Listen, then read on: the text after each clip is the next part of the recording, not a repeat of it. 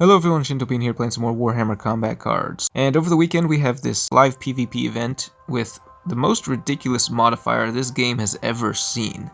Not only do we have 400 points with everything at max level, but Desperate Allies allows you to use any combination of bodyguards in the entire game with any warlord, which makes for millions of different deck combinations. I already got the 10 wins I needed, and I didn't really do too much experimenting because it's just kind of overwhelming with so many cards available and having to scroll through like the entire collection to pick out the best bodyguards. The ones that I went with, though, that were pretty strong were the Parasite of Mortrex, just running a whole bunch of Furious Charge and Death Blow. Aunshi is also really crazy in any melee deck, I think. And then for ranged, I played a couple games with Shazo Rely, just running some of the strongest ranged units in the game. And also running this guy who's pretty fun at the max level, just poisoning everything for 25 damage. But in this one I wanted to try out this deck right here with Supreme Commander Ghosar. Haven't used it yet. It's a fully ranged deck running a combination of lots of fodder under 10 points, several of which are endless, and then 3 Lords of War. So we got the Storm Surge Battlesuit, Necron Monolith, and the Chaos Knight Desecrator.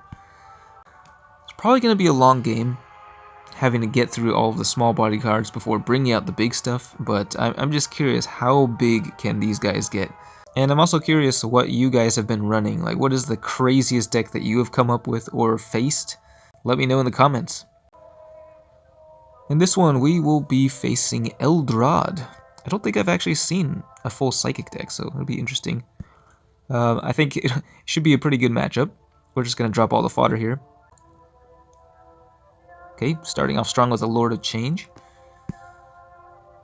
Bring out the Gargoyle. So of course, once these die for the first time, I'll get a copy in my hand without the trait that I can redeploy and just keep getting that 10% buff to everything. But it looks like we, unfortunately, will be forced to drop one of the Lords of War early on. So I guess we'll just go with the Storm Surge Battlesuit, which right now is sitting at 266 damage. Not the greatest.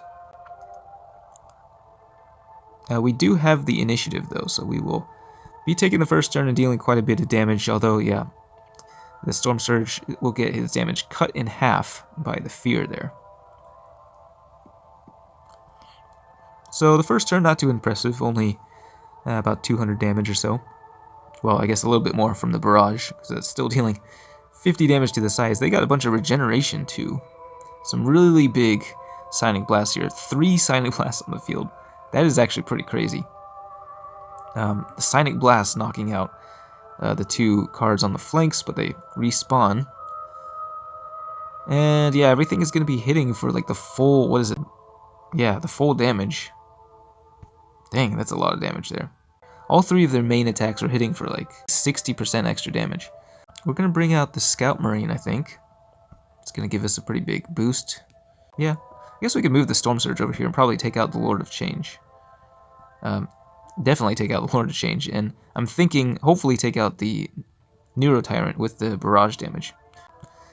604 total damage, not including the splash damage here. So boom, those guys are down. Man, this guy is punching really hard. That heavy bolter. Alright, lots of Sonic Blast here. Wow. This would be pretty decent at dealing with shields too, because you can knock out 3 shields before you even start attacking. And then when your main attack comes around, everything's really buffed. So I do like what this player is doing with this Eldrad build. Oh yeah, and yeah, just wiping out the weaker cards so that the main attacks can go into the Storm Surge, taking down that Lord of War. Still got 6 bodyguards in the hand, though. Many of those will be duplicate cards, so we'll drop those first. And now we have the option of just saving the Lords of War, since, I mean, a maximum of 2 of them can show up in the hand. So we'll save those for the very end, the grand finale.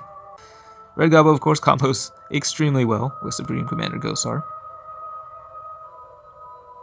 Alright, haven't been checking how much these guys are doing, but yeah, that's quite a bit of damage there. Of course, they still have 3 bodyguards to get through, though, so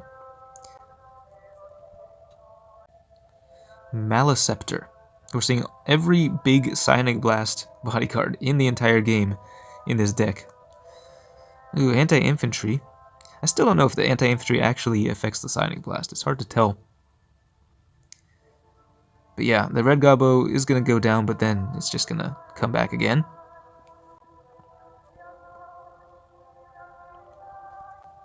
But we don't really have enough damage to take these guys down, I don't think.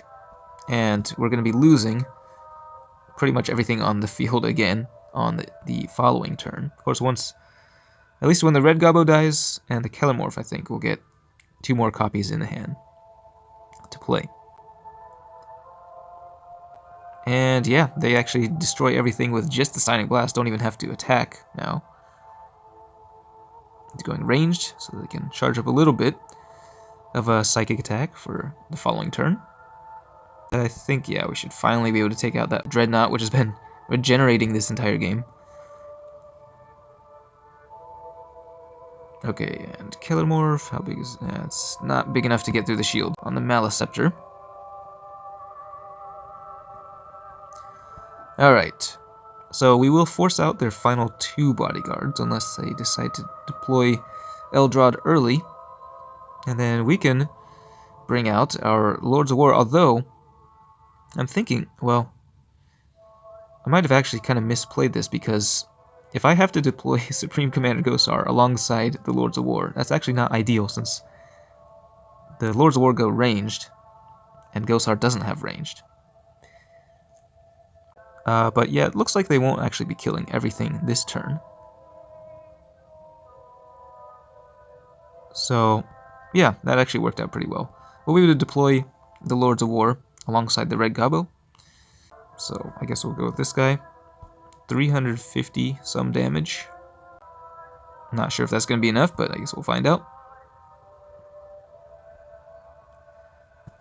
Okay, not quite as crazy as I was expecting. Now, we do have a really big melee attack charged up when Ghosar himself deploys, so he's just going to be able to obliterate anything at this point. 328, plus Inspiring Presence, plus double damage from the ready. I mean, no amount of shields, I think, would be able to stop that. Like, even an Astraeus at full health, I think, would go down in one shot to that. Alright, we'll see how much damage Eldrad can do here. 283 plus an additional 60%. That's a lot of damage, actually. It might be nearly enough to one-shot Ghosar, actually. Alright, here he is. So we didn't actually get to see too many fireworks from the Lords of War bodyguards. They can still deal quite a bit of damage, but yeah, it's Ghosar, 874, or 600 psychic. 2,000 total damage. Wow, actually the melee attack on these Lords of War is huge. Forgot about that. Plus they're big game hunters, so... yeah, that was a pretty interesting matchup. Oh, you know what? I am so sorry. I have to apologize to this player because I got caught up in the moment and I forgot to surrender because I didn't actually need the victory there. That was my bad. Yeah, I just wanted to show how much damage the deck could do, but hope you enjoyed this one. I think a lot of my clan members said they had a lot of fun. I am glad it's just a limited time event because having such a massive selection of bodyguards to choose from is kind of headache inducing. But yeah, again, if you have any fun deck ideas, post them in the comments. But that's it for this one. Thanks for watching, and I will see you next time.